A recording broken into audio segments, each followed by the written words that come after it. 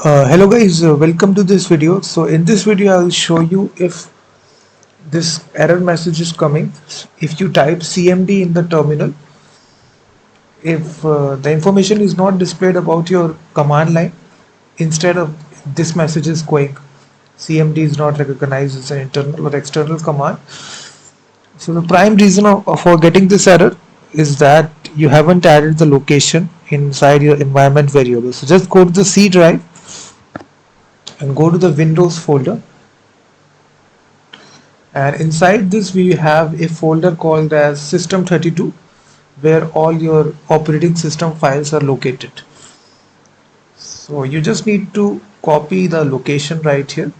So if you try to open the terminal here and type the same command cmd, now you will see the command will perfectly work. Here all the operating system files are stored guys, all the executables. So just need to copy the folder location, right click copy, and then just register it globally. So now just go to environment variable, go to the system path variable right here. You need to click edit, add a new entry, simply paste the full path here, C Windows system32.